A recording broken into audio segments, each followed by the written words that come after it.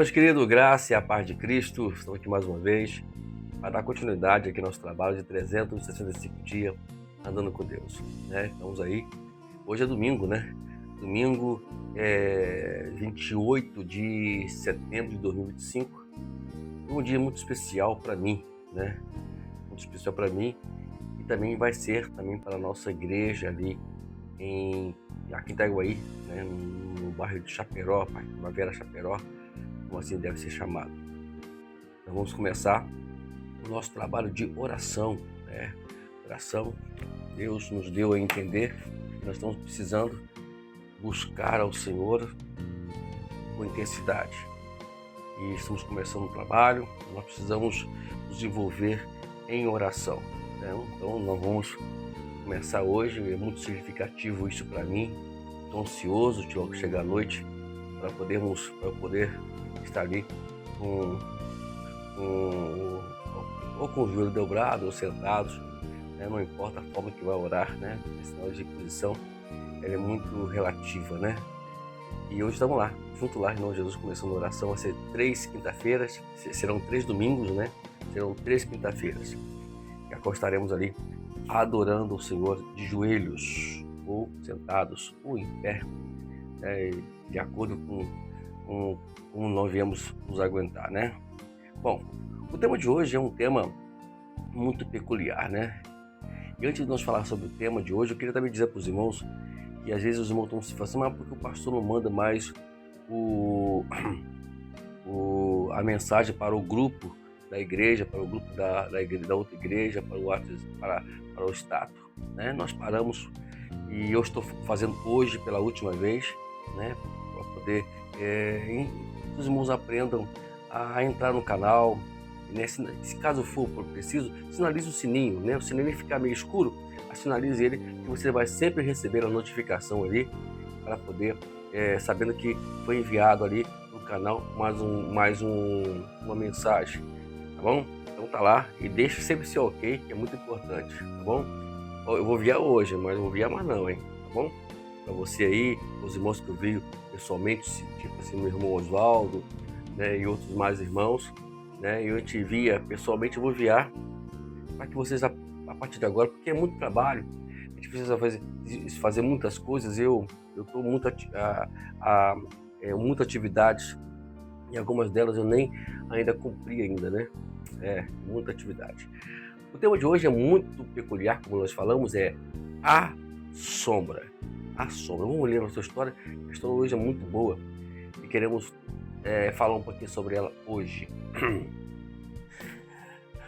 O texto para você ler, para nós lermos, né? No caso todos nós lermos, é Atos dos Apóstolos, capítulo 8, verso 5 até o versículo 24. Tá bom? Atos dos Apóstolos, capítulo 8, verso 5 a 24. Agora sim, vamos ler nossa história. Desde os tempos da universidade, sempre gostei de uma boa xícara de café. Eu gosto também. Entretanto, longe de ser uma verdadeira conhecedora, minha despensa tinha de tudo, desde marcas em promoção no supermercado, às combinações aromatizadas de lojas especializadas. Bom, quero lembrar os irmãos que estamos falando de pessoas que a qual são americanas, lá nos Estados Unidos. Agora, aqui no Brasil, fazer esse tipo de coisa aqui tá meio complicado hoje em dia, né? O café tá um preço absurdo, né? Hoje não dá para você fazer, usar marca de um, marca de outro, ou variar as marcas na sua dispensa, não. É uma marca só e tem que ser a mais barata do possível. Só essa ressalva, de poder fazer, pô, pastor, que a gente compra café e não. Essa aqui é a história da dona Regina Funker, lá dos Estados Unidos, tá bom? Americana ela. Aí ela continua a história. Tempos atrás, fiz uma viagem a Honduras e aprendi de uma comerciante local que o melhor tipo de café é aquele que cresce à sombra. Quando explicou que a sombra faz o café ser menos amargo, comecei a pensar como esse conceito às vezes estaria relacionado à minha vida espiritual. No Evangelho de Lucas, capítulo 17, verso 1, Jesus disse claramente que as tentações viriam num encadeamento de ideias interessantes. Interessante que Jesus fala aqui nesse capítulo 17, deixei aberto aqui, e fala, ele dizendo aos discípulos, é inevitável que existam pedras de tropeço, mas ai quem é responsável por elas. Muito cuidado quando a gente não sermos justamente essas pedras de tropeço para o mundo aí fora. Ao contrário, temos que ser flexível para que as pessoas venham até o Evangelho. Tá bom? Inclusive, a gente, essa de oração que nós vamos fazer é para a gente entendermos isso, mas na forma completamente prática, né? Mudar a história. Nós temos que mudar a história. Não temos que mais ser uma igreja. Eu sempre falo que não temos que ser apenas uma igreja que abre as portas. Temos que ser a igreja que transforma vidas, a qual é veículos para transformar vidas, para salvar vidas, para curar vidas. Ok? Vamos continuar aqui. Ele continuou enfatizando a importância do perdão. Olha que interessante, versículo 4, ele fala o seguinte, né? Ele fala assim, olha, se pecar contra você 7 vezes num dia e 7 vezes vier ali para lhe dizer, estou arrependido, perdoa, né? O que importa é o arrependimento, amados. Sobretudo, é o arrependimento. Houve arrependimento, perdoa. Eu, particularmente, tenho casos que pessoas que não se arrependeram do que fizeram mal a mim. Então, essas pessoas eu não tenho nem como perdoar, porque elas mesmas acham que não fizeram coisa nenhuma. Então, elas ficam lá seguindo o seu caminho, eu fico seguindo o meu caminho até que um dia elas reconheçam que é raro. Mas eu oro por elas, para elas chegarem a esse conceito e assim por diante. E aí, continua o seguinte, embora a amargura não seja um pecado que venha logo à mente quando pensamos nas tentações, enfrentamos, não deixa de ser uma realidade. Amados. Um coração amargo, uma vida amarga, na verdade, ela é assim, do estalo de dedo que acontece. Ela vem gradativamente, né? Você hoje se aborrece com determinadas coisas. Eu falo isso com muita propriedade, porque eu já cheguei a esse ponto, né? Hoje eu estou curado, graças a Deus. Tenho procurado o máximo possível não mais me envolver com essas coisinhas pequenas, porque elas justamente são elas que fazem a amargura crescer dentro do coração. Nós precisamos não depender disso de hipótese alguma. Não faça isso. E continuamos. Hebreus capítulo 12, versículo 15, diz, não haja alguma amargura, alguma raiz de amargura que, brotando, vos perturbe e por meio dela muitos sejam contaminados. Aqui a palavra está sendo bem clara, né? Porque a amargura contamina outros. Né? Quantas pessoas hoje que vivem no mundo amargo e tende a contaminar outras pessoas dentro do convívio aonde ele está. Então, por isso que é importante a gente fazer o nosso autoexame, nossas análises a cada dia, na nossa vida, não permitir que, hipótese alguma, essa coisa entre dentro de nós. Salomão, ele diz de uma forma muito clara e objetiva, quando ele fala no capítulo 4, versículo 23 de Provérbios, sobre tudo que deva guardar, guarde o seu coração, porque dele provém a vida, né? É aqui no coração que provém a vida. Se a gente não guardar nosso coração, com certeza ele será atacado pela amargura. Aí é uma coisa terrível. A sair, né? Eu digo isso com muita propriedade, a sair é difícil, é complicado, né? Hoje, graças a Deus, né? A gente está vivendo muito bem e feliz da vida, por sinal. Mas é um cuidado que eu aconselho você a ter. Continuando. No livro de Atos, lemos que embora o próprio Simão tenha crido e sido batizado, Pedro sentia que o desejo de Simão pelo poder de Deus em sua vida tinha uma motivação errada. Ao ler a passagem, podemos ver que Simão era um homem fascinado pelo poder. Além disso, ele não tinha apenas ciúme, era amargo. A verdade é que toda pessoa que ela tem essa obsessão pelo poder, ela sempre vai ser uma pessoa amarga. Uma pessoa que vai ter um coração não de amor, não compassivo, não vai ser uma pessoa empática. Ela vai sempre ser uma pessoa, ao contrário, apática, né? Ela sempre vai ser uma pessoa apática.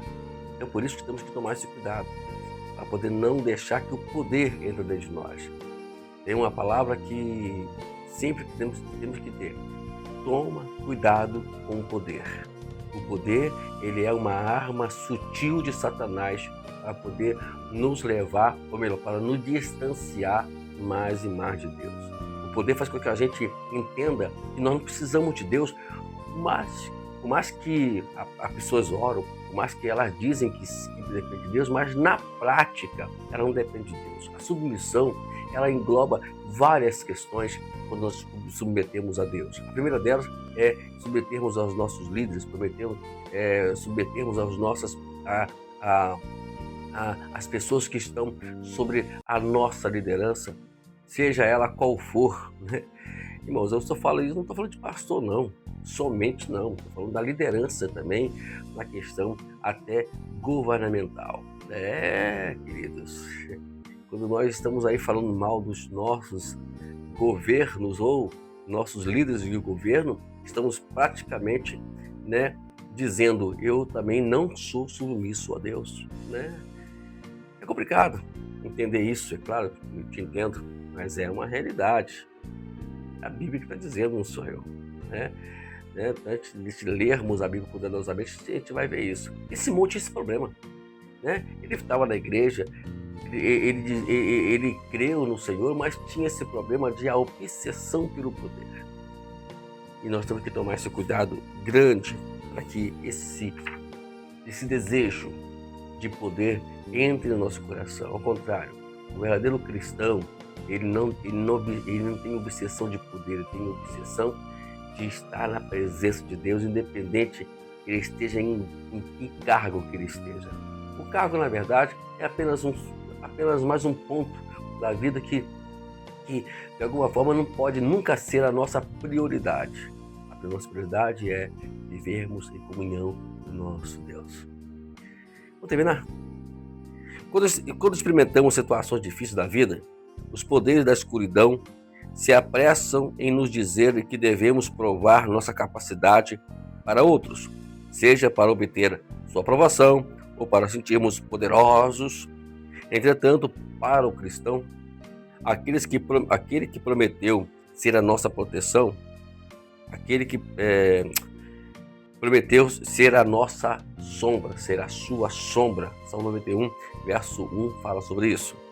Ele é o Senhor dos senhores, aquele que prometeu ser a nossa proteção. À medida que confiamos em sua palavra, nossa vida se torna uma rica colheita, ao invés de ser um amargo pesar. O que faz a diferença hoje é a forma que nós trabalhamos. Ou trabalhamos de forma em submissão ao nosso Deus. Trabalhamos de uma forma para eu querer me apresentar e querer, de alguma forma, estar em cima de alguma coisa, de alguma posição. É por isso que temos que tomar cuidado. Satanás, na verdade, ele quer muito isso, mas existe uma forma de nós desviarmos disso.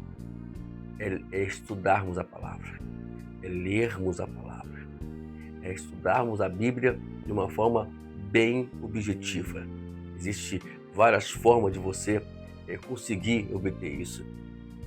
Fazendo um seminário teológico, lendo livros, tem recursos bastante para hoje para a gente poder sair fora disso tudo. Digo isso com muita propriedade, né? No momento estou lendo um livro interessantíssimo, O Eclipse da Graça. Gente, é um livro extraordinário, extraordinário. estou cada dia mais, né, me alimentando e entendendo, né, qual é a nossa posição e o que deve ser a nossa posição aqui nessa terra. Porque nós somos aqueles que a qual pregamos a graça. Agora, a pergunta é, como é que você prega a graça de Deus? É por isso que temos que fazer isso, mas não sai da sombra de Deus. Veja, fica sempre na sombra do Onipotente. Você vai saber o que é viver a graça, do que é pregar a graça. Vamos lá, o nosso exame para terminarmos, hoje demorou um pouquinho, né? Faz parte. O exame diz o seguinte, leia o livro de Isaías, capítulo 4, versos 5 e 6. E o Evangelho de Marcos, capítulo 4, também, né? 31 e 32. Para saber como Deus provê aqueles que colocam a fé nele. Leia aí essas passagens, é muito interessante. Considera o seguinte, o que o torna propenso a ficar amargo? Gente, é uma pergunta interessante. O que o torna propenso a ficar amargo? Né? Vamos pensar um pouquinho sobre isso, vamos refletir um pouquinho sobre isso. Aí nós vamos tirar a dúvida aonde devemos nos desviar. Né? É muito bom isso. E como reage a isso? Né? Tem a outra pergunta, como reage a isso? E a outra, nas decisões práticas do dia a dia, o que significa estar à sombra de Deus? Vamos lá. O que significa estar à sombra de Deus? Gente, precisamos investir mais na leitura da palavra. Quem dera que, oxalá que pudesse todos participar de uma forma conjunta e assíduas a esse trabalho que estamos fazendo aqui. Não tem ideia como eu tenho aprendido muita coisa aqui dentro. Eu não tenho lido esses fragmentos, né, da palavra aqui de histórias. E a gente tem aprendido muita coisa, e coisas que a qual nos eleva. Então eu quero te convidar para você continuar até o final do ano. Faltam 95 dias. São 95 mensagens que faltam para nós pregarmos ainda este ano. Quem sabe aí, Deus, nesses 95 dias, Deus vai te falar algo muito mais profundo e diferente ao seu coração, como tem falado ao meu e de muitas pessoas que têm nos ouvido. Que Deus abençoe. Hoje começa a nossa oração na igreja. Estou ansioso para poder começar isso logo, porque quanto mais nós conversarmos, quanto mais tempo nós conversarmos, mais depressa conversarmos, mais vamos viver a dimensão de Deus, o poder de Deus, a história de Deus nas nossas vidas. Deus abençoe. Até amanhã, para dar continuidade aqui no nosso trabalho de 365 dias, andando com Deus.